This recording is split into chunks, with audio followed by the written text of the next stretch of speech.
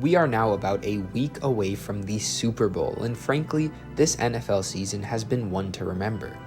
The Seahawks and Rams just dueled it out in an absolute shootout for their trip to Santa Clara. And in a slightly less entertaining game, the Patriots, led by sophomore quarterback Drake May, took down a Broncos team in Mile High, although with Jarrett Stidham under center rather than their own second-year star, Bo Nix. Broncos fans rallied around Stidham, getting hype after a confident testament from Sean Payton. And when the game started with a 60-yard bomb, there was a feeling that Denver might actually have a chance, although that might have been wishful thinking. Their defense did shut down Drake May almost entirely, with him putting up his worst performance of the season, only throwing for 86 yards, albeit while making use of his legs. Some fans will try and use the conditions as an excuse, but let's not let that derail us from the reality of the situation here. May struggled in the first half before the snow even started coming down. He has throughout this entire playoff run. Those looking to discredit Mike Vrabel's all-time turnaround focus way too much on the schedule, but there is some merit here in highlighting May's offensive struggles against playoff teams versus 5 touchdown performances that, let's face it, are stat pads against the 3-14 junior varsity level New York Jets. With all of that being said though, it makes it even more hard to stomach for Denver fans who know deep down that if Bo was playing, they probably could be in the Super Bowl right now. Without playing the hypothetical game, the 2024 QB class is shaping up to be legendary.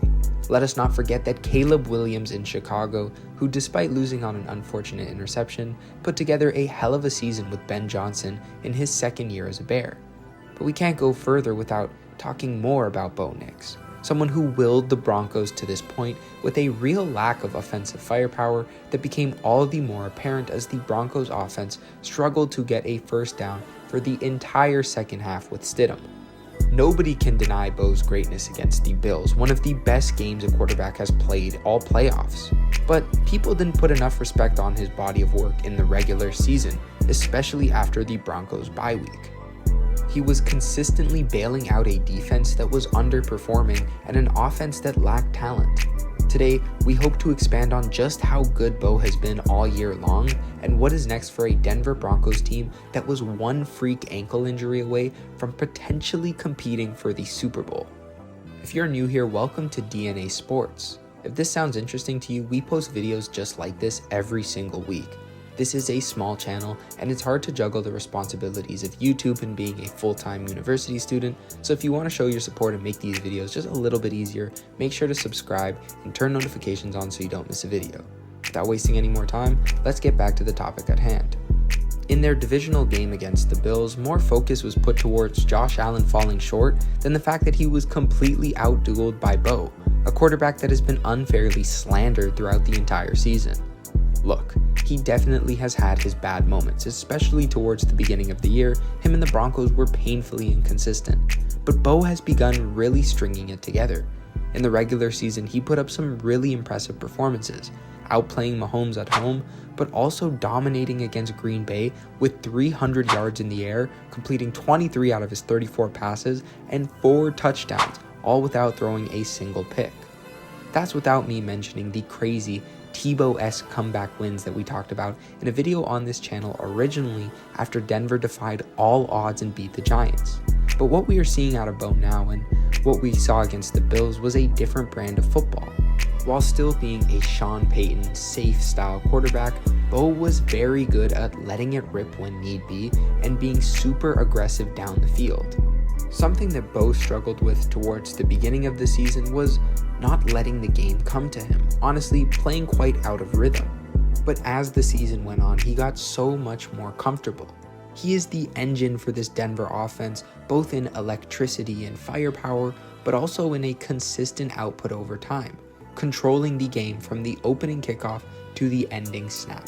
A perfect example of a great, fantastic game manager, which is, by the way, not a bad thing.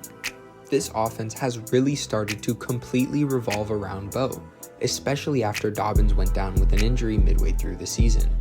He threw 50 times against the Bills, with 3 of those being touchdowns and 1 being so perfectly placed and so close to being one that it feels almost unfair not to count it. but I think Lil Jordan Humphrey more than made up for it. In retrospect, it's hard to ignore how important Dobbins was for Denver when he was healthy. The offense has looked completely different on the ground despite RJ Harvey's emergence as an elite receiving threat. Harvey is only a rookie after all, and he has played extremely well, but there is a lot to be desired as a bell cow between the tackles. Harvey put up 540 yards on the ground and 350 receiving yards, a very Kamara-esque total for him, but unfortunately that was on a lot of touches, with his rushing yards averaging out to 3.7 yards per carry, which without beating around the bush is pretty low efficiency. Harvey is a great third down back, especially if his pass pro skills can continue to develop. He is one of the best at getting yards after the catch, and in general, his toolkit is tailored towards operating in open space, something that Sean Payton will continue to scheme up for him, especially as he develops into a more complete back.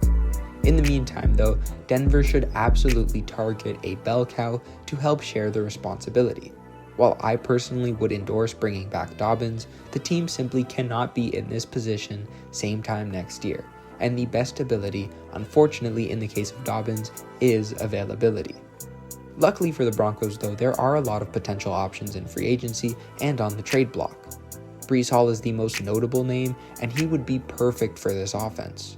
Montgomery is a bit frustrated with his situation in Detroit, and sources say that the organization could be looking to move him around as Gibbs becomes an every down back type of player. I think Denver wants some much needed muscle to run up the middle a bit more effectively than they managed last year, so Montgomery and players like Rico Dowdle or Tyler Algier would be fantastic options, providing that strength boost. Another benefit to that approach is that the team can still lean on Dobbins and Harvey with a backfield by committee approach that has become a staple of Sean Payton-led offenses. Kenneth Walker is another option that doesn't fit that mold, but he is likely going to stay in Seattle and bring in some serious money after a career year. Another issue for Denver has been their receiver room, something that we call the gray zone in our other video about this topic. It revolves around the fact that Denver has a lot of decent receivers, but nobody particularly special. They lack a real presence out there, which makes things super difficult for the offense, especially on days where the run game is struggling. I am a big fan of Pat Bryant and Marvin Mims, who has been absolutely electric by the way, whenever his name has been called, even though that came sparingly throughout the regular season. In my opinion, he's Denver's best receiver right now. I know that might be in part because Courtland Sutton draws in defenders, but the drops and inconsistencies make him very frustrating to watch. The core right now is fine. It isn't offensively bad or anything, but if receivers like Justin Jefferson are potentially on the market, even Jalen Waddle, those A to S tier level guys, Denver has to go out of their way to follow up on this window by adding some serious weapons in their arsenal. George Pickens would be a fantastic fit, and with Sutton would come together to form one of the strongest jump ball and contested catch duos in the league. Pickens has been one of our favorite players and someone we praise a lot for a while now, and he really proved this year that he is an elite top tier receiver. His prior connection to Bo makes this a very interesting situation to watch. There isn't much room for improvement on the defensive side of the ball, but there is a little bit of controversy.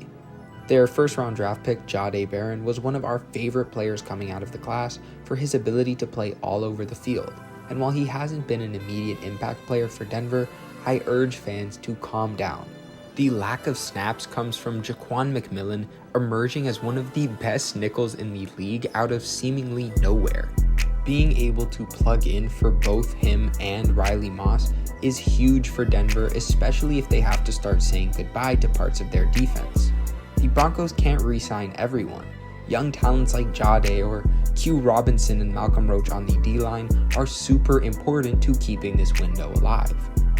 A tight end, they definitely need to add help quick.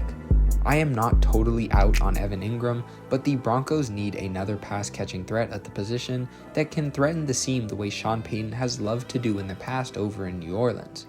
Kyle Pitts would be a great pull, and I think this team would be able to bring the most out of such a talented player with ridiculous flashes but struggles with consistency.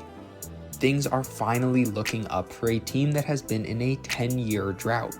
Bo Nix has proven to the city of Denver, but hopefully also to fans around the country, that he is absolutely the real deal. There was a lot of talk about being the weakest 1 seed or a fraud for winning close games, but those 1-score wins are going to become 2 and 3 score blowouts when weapons are added and existing talents continue to develop. Thanks for watching another video here on DNA Sports. If you enjoyed, make sure to like and subscribe for more content, and let us know your thoughts in the comments down below. We love talking football with you guys, and we'll see you in the next one.